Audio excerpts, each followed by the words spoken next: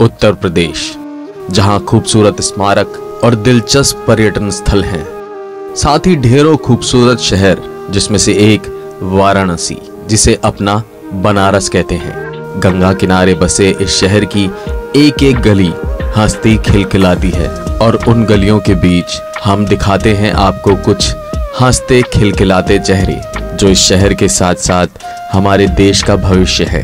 एक उज्जवल भविष्य जो बनता है शिक्षा से, और इन खिलखिलाते चेहरों का सबसे बड़ा कारण है इन बच्चों के विकसित और स्मार्ट स्कूल। आइए आज हम आपको इसमें से एक ऐसे खूबसूरत चेहरे से मिलाते हैं जिसका नाम है अनीशा मौर्य, जो आपको अपना स्कूल दिखाना चाहती है। नमस्ते, मेरा नाम अनीशा मौर्य है। मैं आपको, मेरा स्कूल का नाम कंपोजिट स्कूल है। चलिए मैं आपको अपना स्कूल दिखाती हूँ।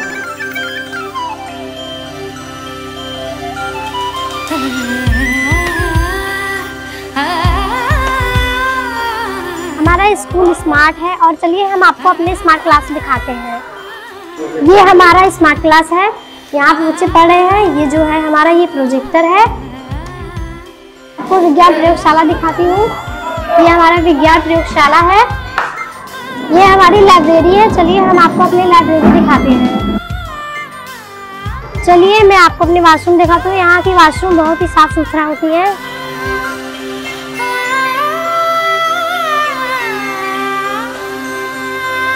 लेकिन आज जो आप इन नन्हे और मासूम चेहरों पर उम्मीद की ये हंसी देख पा रहे हैं, ये पहले नहीं थी। ये इसी निराशा की चादर के तले कहीं दबी हुई थी।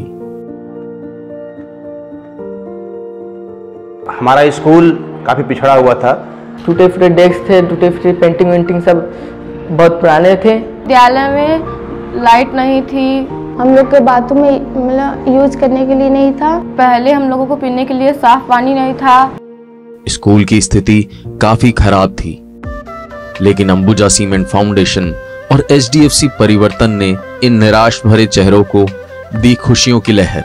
उन्होंने महसूस किया कि ऐसे कई स्कूल्स को विकास की जरूरत है, और इसी क्रम में उन्होंने वाराणसी और मिर्जापुर के 50 गांवों के 6 ब्लॉक्स के 50 स्कूल चुने और एजेंडा बनाया कि उन्हें इन स्कूल्स को ना सिर्फ डेवलप करना है, बल्कि प्राइवेट स्कूल से भी बेहतर बनाना है। और ये जो स्कूल का जो चुनाव है वो हम लोगों ने जिले के बेसिक शिक्षा अधिकारी और डिस्ट्रिक्ट एडमिनिस्ट्रेशन के साथ मिलकर किया है। और जब स्कूल का चुनाव हो जाने के बाद हम लोगों ने हर एक स्कूल का एक बेसलाइन किए हैं, और बेसलाइन के तहत जो गैप मिला है, और इस गैप के साथ 5 कंपोनेंट पे हम लोगों ने काम कर रहे हैं।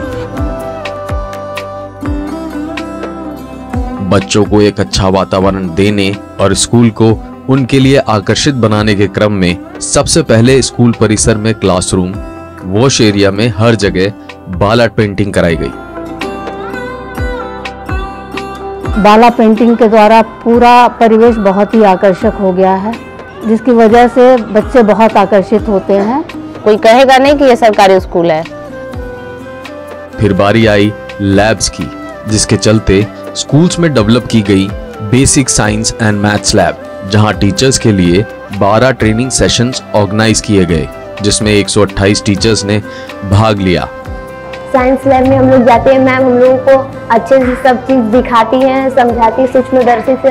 हम लोग हाथों के किताबों को भी देख सकते हैं। तो हम लोग को बहुत सी चीज़ें साइंस लैब से अच्छी सीखने के लिए मिली है। और इसमें जो इक्विपमेंट दिए गए हैं उससे बच्चों को बहुत विज्ञान सीखने में और उसके जो आधारभूत चीज़ें हैं, जो फंडामेंटल चीज़ें हैं, उसको सीखने में काफ़ी मदद मिल रही है।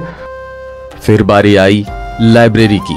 तब स्कूल्स में लाइब्रेरी सेटअप किया गया, जिसमें 100 बुक्स स्टैंड, 500 स्टॉल्स उपलब्ध कराए गए, और लाइब्रेरी को आकर्षित बनाने के लिए बाला पेंटिंग की गई और ऐसी किताबें रखी गई जिससे बच्चों को ज्ञान मिले और उनका मनोरंजन भी हो सके, और उनका झुकाव मोबाइल में ना होकर किताबों में लगे। लाइब्रेरी में उन्होंने पुस्तकें दी, लाइब्रेरी कॉर्नर के लिए रैक और बच्चों के बैठने के लिए स्टूल दिया, जिससे बच्चों में पढ़ने के प्रति रुचि जागृत हुई। हमारे यहाँ लाइब्रेरी सिलेबस से भी आगे की किताबें हैं, जिसे हम लोग पढ़ के बहुत सी चीजें जानते हैं। उसके बाद बारी आई क्लासरूम्स की। चुने गए 50 स्कूल में स्मार्ट क्लासरूम बनाए गए जहां प्रोजेक्टर लगाए गए, जिससे ये फायदा हुआ कि बच्चे इंटरेस्ट लेकर पढ़ने लगे और उन्हें पढ़ने में मजा आने लगा। साथ ही टीचर्स को भी बच्चों को पढ़ाना इजी हो गया। डिजिटल क्लास के लिए टीचर्स को ट्रेनिंग दी गई। कुल 179 टीचर्स ने भाग लिया। स्कूल्स में स्मार्ट क्लासेस के लिए डेस्क बेंच उपलब्ध कराए गए। जब लगा कि कभी कभार लाइट ना आने की वजह से भी बच्चों की पढ़ाई का नुकसान होता है, तो इन सभी स्कूलों में इन्वर्टर और बैटरीज इंस्टॉल करवाए गए।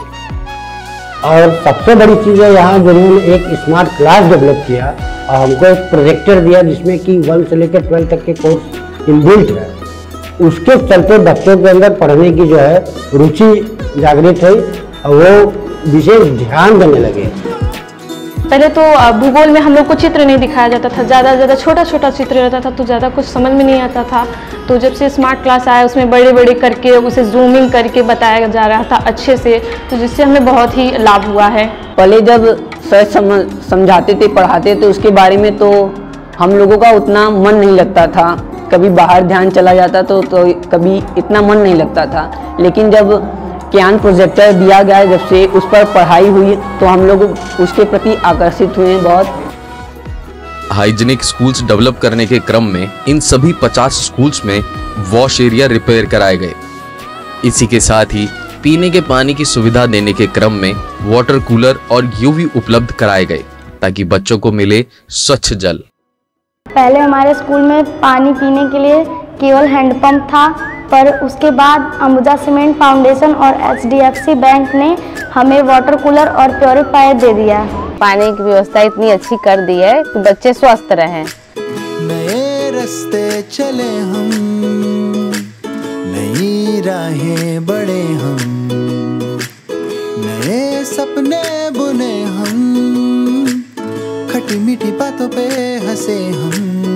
कोई पूछे जो मुझसे, बोलूं मेरा सब यही। साफ सुथरे क्लासरूम्स, हाइजीनिक वॉशरूम्स और वेल मेंटेन स्कूल को देखकर बच्चे भी प्रॉपर यूनिफॉर्म के साथ व्यवस्थित रूप से स्कूल आने लगे। बच्चों को पर्सनालिटी डेवलपमेंट और ग्रूमिंग की शिक्षा भी दी गई। हमारे आसपास के लोगों पे ऐसा प्रभाव पड़ा हमारे स्कूल का, इसको एक केंद्रीय विद्यालय की तरह देखने लगे, एक बड़ा विद्यालय देखने लगे कि यहाँ पे आने पे यहाँ हमारे बच्चों को सारी सुविधाएं मिलेंगी और साथ ही साथ हमारे बच्चे का एक बौद्धिक और शारीरिक और मानसिक चारों विकास होगा। और ग्रामीण परिवेश में रहने के बावजूद भी बच्चे वेल मेंटेन रहने लगे। इसी के साथ खेल मेलों में स्पोर्ट्स ट्रेनिंग, SMC ट्रेनिंग जैसे कई कार्यक्रम आयोजित किए गए। बच्चे बाहर जाके अपने परिवेश में, अपने गांव में, अपने आस पड़ोस में यह बात कहते थे कि नहीं, हमको प्राइवेट स्कूल में नहीं पढ़ना है, हम अपने सरकारी विद्यालय में पढ़ेंगे जिसमें कि ये सारी अत्याधुनिक सुविधाएं उपलब्ध हैं। जहां बच्चे पहले स्कूल आना नहीं चाहते थे, स्कूल से भाग जाते थे और उस समय ये स्कूल खाली पड़े रहते थे, लेकिन आज इन सभी डेवलपमेंट के फलस्वरूप बच्चे फिर से स्कूल आने लगे हैं और आज 2442 एनरोलमेंट्स बढ़े हैं। इसलिए क्या है कि HDFC बैंक और अंबुजा सीमेंट ने जो कार्य किया है, इस तरीके से अगर कार्य करते रहेंगे और हमारे बच्चों का मनोबल बढ़ता रहेगा तो लगभग इतना हमें विश्वास है कि बच्चे आगे चलकर जरूर अपने लक्ष्य को प्राप्त कर पाएंगे। मैं लाइफ में पढ़ लिख कर एक टीचर बनना चाहती हूँ। जब हम पहले यहाँ पर पढ़ रहे थे तो हमें ऐसा नहीं लग रहा था कि हम यहाँ पर पढ़ पाएंगे, लेकिन अब ऐसा लगता है कि हम यहाँ से अगर पढ़ना शुरू करेंगे तो लाइफ में जरूर सक्सेस होंगे अपने। हम फ्यूचर में पढ़ लिख कर IAS ऑफिसर बनना चाहते हैं। गवर्नमेंट स्कूल्स में प्राइवेट स्कूल से भी बेहतर सुविधा दे पाना असंभव था। ये सिर्फ अंबुजा सीमेंट फाउंडेशन और HDFC परिवर्तन के सहयोग से ही संभव हो पाया और आज स्थिति ये है कि अभिभावक अपने बच्चों को प्राइवेट स्कूल से निकालकर इन स्कूल्स में एडमिशन दिलवा रहे हैं।